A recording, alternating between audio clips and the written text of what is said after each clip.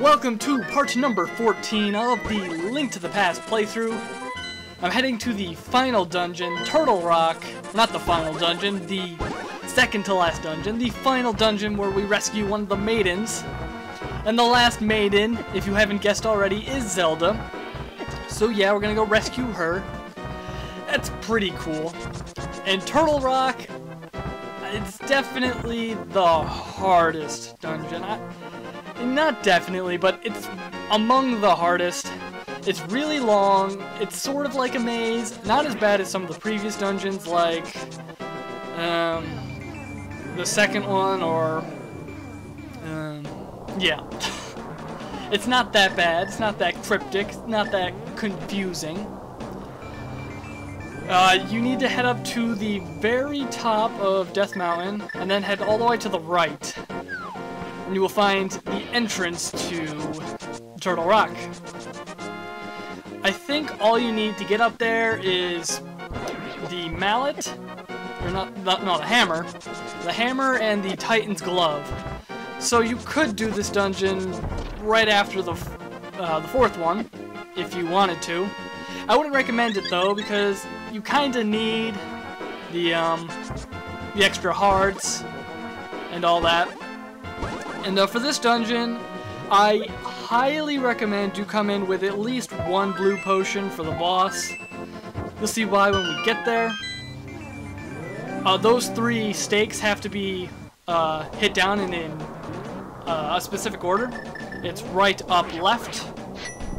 Then once you're transported to the Dark World, use Quake, and the turtle head will disappear. And you can enter Turtle Rock, which is a pretty long dungeon. It's not that bad. It has the cave theme, you know, it's all dark. It's not all dark. It's not dark at all, actually. Oh no, there are a few dark rooms. But you absolutely need the Cane of Samaria, so you actually need to go to Dungeon 6. Like I said earlier, you can do these dungeons out of order as long as you have some of the items to get through them. I mean, some of them you could do in any order, like Dungeon 5, it doesn't really matter when you do it. I think that's the only one you can do out of order, actually. Yeah, Dungeon 5 is the only one you can put at any point, and the other ones you should do in order. Or just get the items and leave, whatever you want to do. It doesn't matter. In this room, you need to light all 4 of the candles, but they go out after a certain amount of time, so be very quick.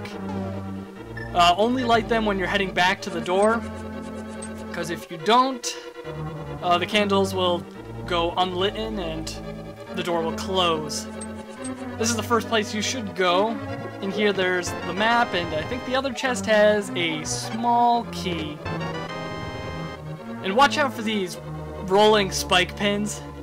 They kind of remind me of like a rolling pin, one you would use if you were cooking something, like, I don't know, if you made a homemade pizza, you might use a rolling pin. Or you work in a bakery, something like that. I don't know. But yeah, make sure you always have the Cane of Samaria out, because you're going to be using it a lot in this dungeon. It's much more useful than the Cane of Byrna, the one I only used once in this whole playthrough. I think when I first got it I said that I won't be using it, but I remember using it in the last video to get over some spikes in dungeon number 6. So yeah, and oh my god, what are these? Are these chain chomps? Oh my god, chain chomps, straight from the Mario series. I mean, what are those supposed to be? Those are clearly chain chomps. I'm sorry. Those are chain chomps. That must be a little, you know, developer gag. They decided to put in chain chomps from the Mario series. I mean, they are Nintendo, so they can do what they want when it comes to other Nintendo franchises. And I find that Nintendo, they like to do that. Make cameos of their characters from other series. I feel like they do that a lot. And they even do it in some non-Nintendo games. Like Super Mario RPG. There's Nintendo references in that as well, and that wasn't even made by Nintendo. That was made by Square Enix. As I remember in that game, you can see Samus at one point, and I think... I'm not sure. I know there's an F-Zero reference somewhere. There might be a few other ones. I can't think of them right now. I'll remember them when I play Super Mario RPG, which should be soon, I think. I don't know. I want to record it and see how many parts it's going to be. I don't want it to be around like 80 parts or so. Not 80, but that's a pretty long game, so I think I could shorten it down if I cut out a lot of random battles, like battles that of enemies that I've seen before. If I cut those out, I think I can shorten it down significantly, so it might be possible. I don't know. I kind of want to do... There's one game, it's an RPG, it's really long. I know I want to do it at one point, but I want to do another RPG to practice, you know, trying to make it shorter, but still showing everything. I don't know. We'll see. We'll see. I'll get back to you guys on that. But I'm going to try to do some RPGs, but I don't want them to be more than 40 parts long. I guess 40 would be kind of the maximum I'd be willing to go. I don't know. Maybe 45. I'm not sure yet. We'll see when we get there. Turtle Rock is infested with these enemies, which remind me a lot of Pokies from the Mario series. And each time you hit them, they lose a part of their body, and then they get faster. So, yeah, watch out for that. If you do a spin attack, sometimes you can hit two parts of the body, like I did right there. Oh, and there's a fairy. I didn't mention this before, but sometimes when you kill an enemy, a fairy will pop out. It's completely random, but it's very nice when it actually happens. And there's the big chest. It's a nice little preview of it, I guess. When you kill an enemy, you can get a variety of different items. You can get rupees, a heart, an item like bombs or arrows, or even a fairy, if you're lucky. So, yeah, kill everything. It's a good source of rupees, and it'll keep your health up. And at this point, there we are. The Mirror Shield. The Mirror Shield allows you to reflect laser beams that are shot at you. If you saw, some of the doorways were actually shooting laser beams. Or, there are these eyes that sit above doorways, and they shoot laser beams at you.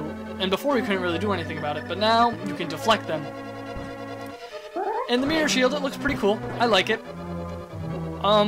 It's my least favorite Mirror Shield in the series. Other Mirror Shields just look a lot cooler. The Mirror Shield in Ocarina of Time, I really like that one. And the Mirror Shield in Wind Waker is awesome too. That's probably the only good thing about Wind Waker. I'm just kidding. But I don't like Wind Waker that much. You'll know why later, when I play Wind Waker. Because I have to. You'll see why later. I'm not going to talk about that any further, because I don't like to talk about Wind Waker. But you don't actually need the Mirror Shield. Or no, you do need the Mirror Shield, but for most dungeons, you need the item to defeat the boss, but not in this one. You don't need the Mirror Shield to defeat the boss. Which is kind of disappointing. I feel like they could have went with a different route with the boss, where they could have had, you know, you deflecting lasers at the boss as, you know, some sort of way to stun it, and then you could hit it with your sword. I don't know.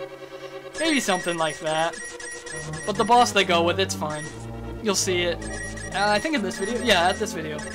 I think this video gets to the end of dungeon number 7. I would have to check, but I'm pretty sure. In fact, I think that's the format for the rest of the playthrough. It's one dungeon per video. Like, almost perfect. It's kind of strange that all of the dungeons are pretty much the same length. I guess that's cool. It shows that good level design. They really thought it through, or maybe I'm overthinking it. But the level and dungeon design of this game, it's really good, except for a few areas, but that's just nitpicking. Overall, it's great. I feel like they did a great job with this game, and that's why it's my favorite 2D Legend of Zelda game. I guess you can say 2D, but it's like an overhead.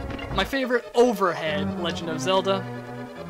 Actually, it's a close call between this and Minish Cap, because Minish Cap is really good as well. Maybe I'll play Minish Cap. Yeah, why not? I'll do it at some point. Some point in the future. And I think that's the only dark room in the entire dungeon. Those are the eyes I was talking about. If you go in their line of sight, they will shoot a laser at you. But if you're facing it, the mirror shield will deflect it, as I'm about to show off right here. No? Okay, I did show it off. But I used the Staff of Byrna again. I thought I didn't use it again. Apparently I do. It's useful for this. The reason why I use it is that with these eye